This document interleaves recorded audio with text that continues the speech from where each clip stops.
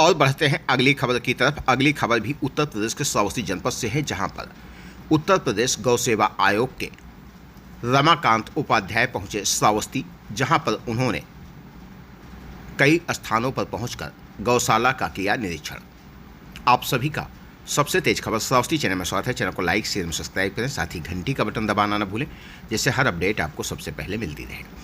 खबर उत्तर प्रदेश के श्रावस्ती जनपद से है, जहां पर उत्तर प्रदेश गौ सेवा आयोग के रमाकांत उपाध्याय श्रावस्ती पहुंचे, जहां पर पहुंचकर उन्होंने खजुहा झुंझुनिया स्थित गौशाला का निरीक्षण किया। इसके साथ साथ अन्य गौशालाओं का वो निरीक्षण कर रहे हैं, जिसके बाद आज उन्होंने मीडिया से संबोधित होते हुए प्रेस वार्ता की।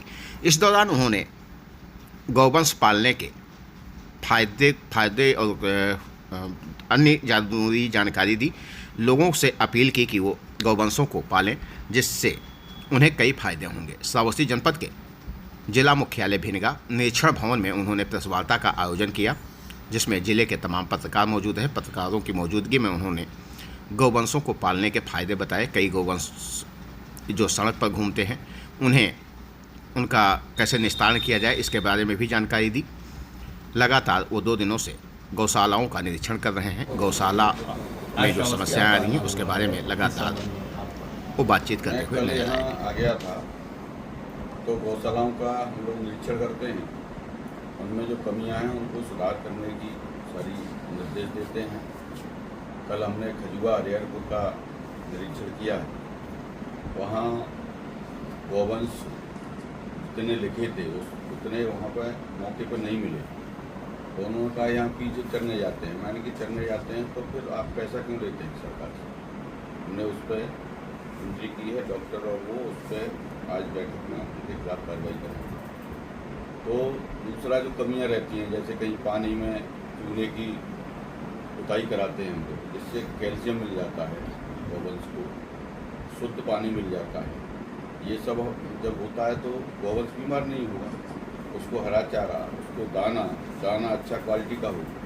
तो ये सारे चीज़ें रहती हैं। सफाई है, क्योंकि गौशाला में जाते वक्त लोगों को ये लगना चाहिए कि हम गौशाला में आए, और नहीं तो कहीं कहीं जो ऐसे लोग रहते हैं तो वो सफाई नहीं करते, मालूम पड़ा कि उनको चोकर नहीं दे रहे हैं, गाय सूख जाती है। तो इन सब चीज़ों की हम लोग निरीक्षण करते हैं, और उसके अलावा जहाँ ज़्यादा वैसे लोग हैं तो उनको पनिशमेंट भी करते हैं, और सामान्य रूप से अगर थोड़ी बहुत कमी होती तो उनको समझा के वो अच्छा काम कराते हैं। क्या जो सड़कों पे गौवंश घूम रहे हैं उनके लिए आपने क्या इंतजाम करवाया?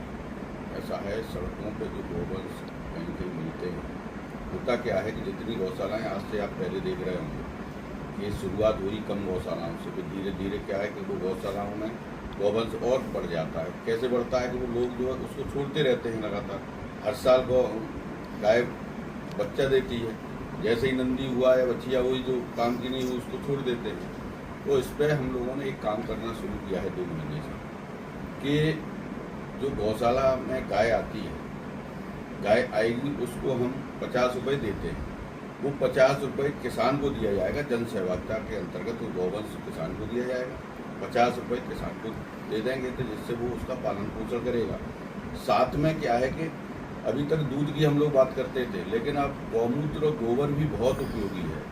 तो उसके लिए हम लोग बायोगैस उसके यहाँ किसान के यहाँ लगवाएंगे, जिसको गाय देंगे उसके यहाँ बायोगैस लगवाएंगे। बायोगैस लगते ही उसके यहाँ एक तो गैस मिलने लगेगी, जो पैसा उसका बचेगा। दूसरा उसको खाद मिलने लगेगी, उस खाद का पैसा भी बचेगा। गौमूत्र का कलेक्शन कर लेगा तो गौमूत्र की जो यूरिया लाता है व्यक्ति किसान, तो वो यूरिया भी नहीं लानी पड़ेगी, और धीरे से वो 2-3 साल के अंतर्गत उसकी जो खेती है वो प्राकृतिक खेती हो जाएगी, बिना जहर मुक्त खेती होने लगेगी। इससे प्रकृति भी ठीक होगी, पर्यावरण ठीक होगा, जल जो दूषित प्रदूषित हो रहा है वो ठीक होगा, पानी की मात्रा कम कर लगने लगेगी। और ये सारी चीज़ें होते हुए उसको जैसे ही हम लोगों को, किसान को शुद्ध भोजन, बिना जहर का भोजन मिलेगा तो बीमारियां कम होने लगेंगी। तो ये किसान की आर्थिक उन्नति भी होगी। जैसे ही जैविक होगा तो उसका दाम भी उसको अच्छा मिलने लगेगा, उसको लाभ हो जाएगा। क्योंकि जैसे अभी क्या है कि जो किसान गेहूँ बेचता है तो 2500 रुपये बिकते हैं, जैसे ही वो प्राकृतिक कहीं से जैविक गेहूँ आता है तो वो 5000 आता है। तो कम से कम यहाँ के किसान को भी ऐसे ही अच्छे दाम मिलने लगेंगे तो उसकी स्थिति सुधर जाएगी। साथ में वो एक और काम हो जाएगा कि जैसे सरकार पैसा दे रही है, सरकार ये चाहती थी, माननीय मुख्यमंत्री जी उन्होंने गौशालाओं का ये पूरे प्रदेश में जाल फैलाया, गाय सुरक्षित हो, संरक्षित हो।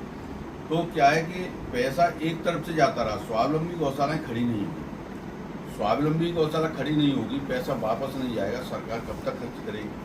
तो जैसे ही किसान खाद बचाएगा, यूरिया बचाएगा, डीएपी बचाएगा, तो सरकार के भी बहुत सारे पैसे बचा देगा। 2417 रुपये एक डीएपी की बोरी पे सरकार सब्सिडी देती है।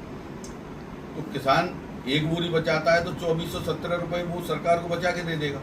तो ऐसे यूरिया पे सब्सिडी देती है सरकार। तो ये बहुत बड़ी इकोनॉमी है। भारत सरकार, उत्तर प्रदेश सरकार की भी किसान बचा देगा। तो ये चक्र बन जाएगा। तो चक्र में किसान सरकार का पैसा बचाएगा, सरकार उसको किसान को दे देगी गाय के रूप में, अन्य सुविधाओं के, जैविक खेती के रूप में, कृषि सखी, ऐसे पूरे देश के अंदर एक गांव में कृषि सखी बनाई जा रही है, उसको पैसा दिया जाएगा, उसको ट्रेनिंग हो रही है, जैविक खेती हो। क्योंकि आज देश को प्राकृतिक खेती की बहुत जरूरत है। दूसरा क्या है कि गाय सड़कों पर गई क्योंकि उसका गौमूत्र, गोबर का उपयोग नहीं हो रहा था। अब हम लोग इस पर काम कर रहे हैं और बहुत जल्दी इसके रिजल्ट आएंगे। धन्यवाद। अच्छा, यहाँ पर नहरों के किनारे काफ़ी गौशाला बनी हुई है, यहाँ पर गौशाला मौतें होती हैं गायों की और वहीं नहर में फेंकी जाती हैं, इस पर क्या कार्रवाई करेंगे आप लोग? देखो, अभी मेरे को इस तरह की जानकारी नहीं है। आप जानकारी दे रहे हैं तो मैं अधिकारियों से बात करूंगा और इस तरह के जो लोग हैं नहर में इस तरह से अगर गौवंश को फेंकते हैं तो उनके खिलाफ कार्रवाई की जाएगी। तो सर, अखिलेश यादव ने कहा कि हमें गोबर की गंध नहीं पसंद है, इत्र की खुशबू पसंद है, क्या कहना है? देखिए, जिनके पुरखे, जिनके परिवार गाय का दूध पी के पले बड़े हों और वो इस तरह की बात करते हैं तो ये बड़ी नीचता की बात है। क्योंकि गाय कोई सामान्य पशु नहीं है। गाय को माता का दर्जा दिया गया है, वो हमने नहीं दिया, ऋषियों मुनियों ने दिया है। और सतयुग से जहाँ समुद्र मंथन हुआ था वहाँ से गौवंश मिला था, गाय मिली थी और वो ऋषियों को दी गई थी। वहाँ से परम उसकी जो है पीढ़ियाँ चलती आ रही हैं। और आप किसी का इतिहास उठा के देख लीजिए, भगवान राम का परिवार तब चला जब राजा दिलीप को गाय की सेवा की और उनके आशीर्वाद से भगवान राम पैदा हुए। वो रघुकुल आज भगवान श्री राम का मंदिर बना है। ऐसे ही भगवान कृष्ण जो भगवान बने वो गाय चरा के बने, गाय की सेवा करके बने। तो ये इस तरह के ये छोटे लोग हैं भगवान कृष्ण जिन्होंने गाय की सेवा की हो और ये लोग इस तरह की बात करते हैं तो ये तो नीचता भरी बात है।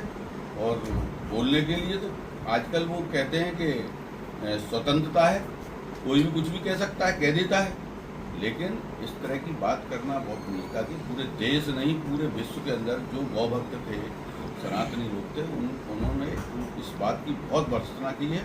और आगे जो राजनीतिक स्टैंड से ये बातें करते हैं तो आगे इसके परिणाम ही उनको उल्टे मिल जाएंगे। जो जितनी सीटें आई हैं वो नहीं मिलेंगी उनको, क्योंकि इस तरह की बात करेंगे तो कोई भी सहन नहीं करेगा, कोई भी सनातन। तो इस तरह की नहीं करना चाहिए। धन्यवाद। 15 दिन बाद पुताई कराएंगे, इनको कैल्शियम मिलेगा, एकदम पानी निर्मल होगा। जब आपकी तबीयत खुश हो जाएगी, जब ये आप करा देंगे, उसको आपकी तबीयत खुश हो जाएगी कि हाँ ये भाई साहब सर क्या बता के गए, ठीक है ना। पूरे जिले के अंदर सारी इनकी जो है चूने से पुताई होनी चाहिए, ठीक है। दूसरा इनका हिसाब जो है पैसा खाने में लगे हुए हैं, कितना रुपए